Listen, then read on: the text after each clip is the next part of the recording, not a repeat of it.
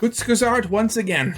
It is once again time for a new Kurzgesagt video and the black hole that kills galaxies. Great. Like, we haven't had enough black holes so far with the black hole star and just, oh my god, so much stuff. So much stuff involving black holes. Why did they have to be so mysterious? I mean, you always think, I always thought that eventually the galaxy would get swallowed up by a black hole, because, like, it's orbiting it.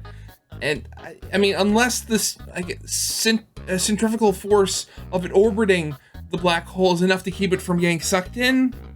I think that's how black holes work. We're in an orbit around the black hole. We're not actively being sucked in right now.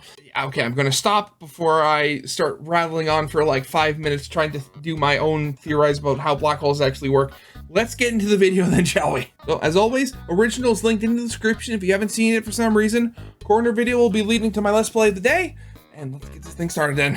The universe looks like a vast empty ocean sprinkled with rare islands of galaxies.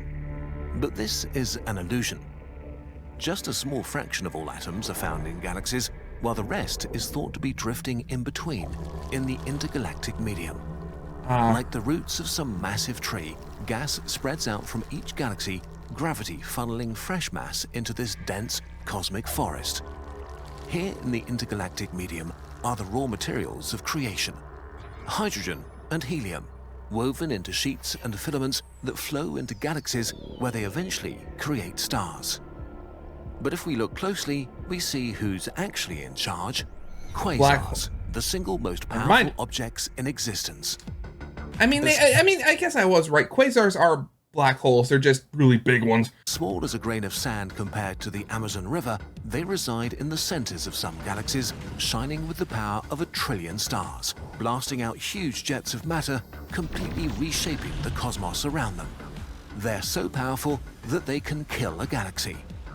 What are they? That's and how what do they mold mean. The structure of the universe at their whim.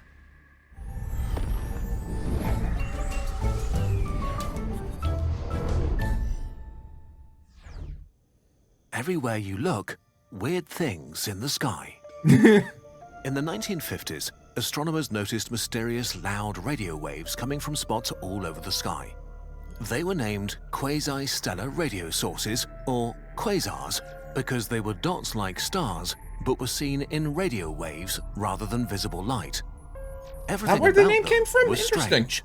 Some flickered, others emitted high-energy X-rays in addition to radio waves, but all seemed to be tiny. They all moved extremely fast, as much as over 30% the speed of light. The only explanation was that they must have been so distant that their apparent speed was actually the expansion of the universe moving them away from us. But these enormous distances meant that quasars couldn't just be stars, but the active cores of galaxies billions of light years away. And it gets crazier.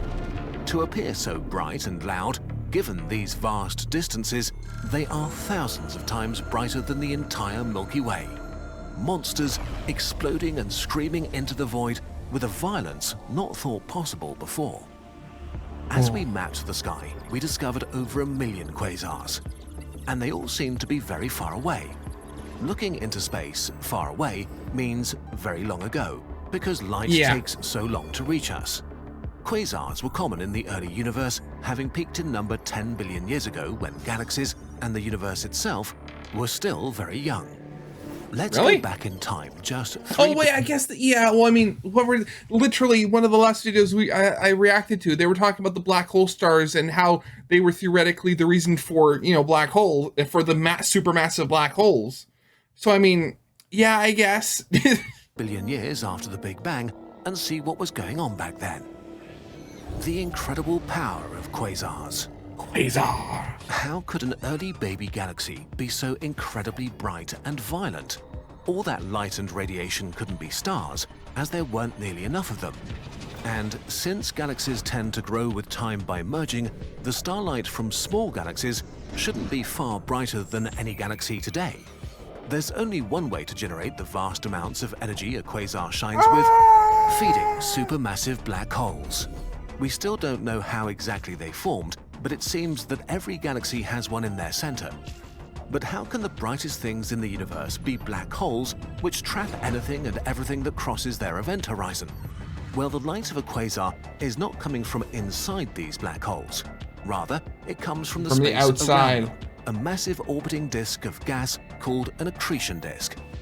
Quasars use the same fuel as stars to shine, matter. It's just that black holes are the most efficient engines for converting matter into energy in the universe. The energy That's an released odd by thing. matter, That is an odd thing to think about when you say it out loud like that. falling into a black hole can be 60 times greater than that released by nuclear fusion in the core of a star, because the energy released by a black hole comes from gravity, not from nuclear reactions. Matter falling into a black hole speeds up to almost the speed of light before it crosses the event horizon, buzzing with an incredible amount of kinetic energy. Of course, once inside the black hole, it takes that energy with it. Yeah. You only get to witness this energy if you drop your matter in the right way. Fall straight down and the outside universe gets nothing. But when you have a lot of matter, it spirals in incredibly fast towards the event horizon, forming a disk. Yeah. Collisions between particles and friction heated up to hundreds of thousands of degrees. In a space not much bigger than our solar system, the core of a galaxy can release many times more energy than all its stars combined. This is what a quasar is. Yeah. A supermassive black hole having a feast. And these black holes eat a lot. Typical quasars consume 1 to 100 Earth masses of gas per minute. 10 billion years ago, the universe was about a third of its current size, so the intergalactic medium was much less spread out, meaning the filaments of gas around quasars could feed them a banquet, making them vomit insane amounts of light and radiation. The brightest quasars power jets, tangling the magnetic field of the matter around them into a narrow cone. Like a particle accelerator, they launch enormous beams of matter out, plowing through the circumgalactic medium, forming plumes of matter that grow to hundreds of thousands of light years in size. It's almost nuts. unfathomable in scale. A tiny spot in a galaxy carving out patches of the universe hundreds of thousands of light years long. But quasars can't eat for long, maybe a few million years, because their feast ultimately kills their galaxy. Yeah. How quasars kill galaxies? They eat them. Maybe killing is a bit of an exaggeration. A galaxy is still there after its quasar turns off, but it will never be the same again. Quasars, being among the hottest and brightest things in the universe, break their galaxies by heating them up too much and stopping star formation. Stars are gas that collapsed in on itself and then got really hot. But in a cloud of gas that's already hot, atoms are moving quickly. When they collide, they hit hard, exerting pressure that resists gravity's squeeze. So hot gas cannot form stars. Instead, the best gas for forming stars is already cold and won't put up a fight when it's time to collapse into a star. Yeah. On top of that, quasars push gas out of their galaxies. Not only does this starve the quasar, but its galaxy loses the raw materials for new stars. As sad as this sounds, it might be a good thing for life. The alternative can be far more dangerous: too many stars. New stars forming is usually followed by massive stars exploding in supernovae, so planets would be burned sterile. But of course, it's more complicated. Yeah, of course Like it is. the intricacies of our own planet's biosphere, every piece of the galaxy is dependent on and influencing every other part of the galactic environment. While hot things like quasars and supernovae tend to push gas out of the galaxy, shockwaves and quasar jets can also compress gas, making new stars at least for a short time. But in general, we can say that without things becoming a bit more chill, we would not exist today. Which brings us to our final question. Did the Milky Way have a quasar in the past? It's unclear if every galaxy went through a quasar phase, but understanding distant quasars may provide clues to the history of the Milky Way. Galaxies don't do a good job of preserving their history. Like sand on a beach, the endless churning mixes away the clues to their past. It's possible the Milky Way was once a quasar, which may have allowed our supermassive black hole Sagittarius A star to have grown to 4 million times the mass of the Sun. And as dormant as it is now, Sagittarius A star could turn into a quasar in the future. In a few billion years, the Milky Way will merge with Andromeda. We've seen over 100 double quasars in galaxies smashing together, where fresh gas is provided for the central black holes. But it won't last for long.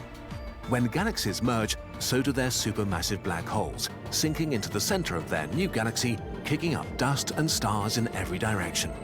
We don't know whether this will happen, but it would truly be an incredible sight. Maybe Yeah. some beings in the far future are going to witness it and be in awe of what they see.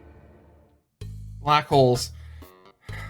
I swear, I mean, if it wasn't for the fact that we have so much proof that they exist, I wouldn't believe that they exist. Just because of like all the weird stuff like this that goes on with them and how they're somehow central and also the end and the beginning. Black hole. Like, what is it like? I remember hearing something that they theorized that the Big Bang was literally just, it was the result of all mass everywhere being finally like put into a single black hole, and then that's when it like the Big Bang happened. I mean, of course I had heard of quasars before and their massive jets. I didn't think that they could kill galaxies like that, because yeah, again, I underestimated how powerful they were.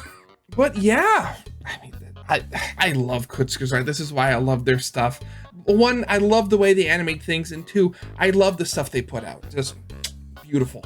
Original is linked in the description if you haven't seen it yet for some reason. Corner tab will be linking to my newest Let's Play. And with that out of the way, I hope you guys liked. If you did, leave a like, subscribe if you have not, and I'll see you guys next time. Goodbye.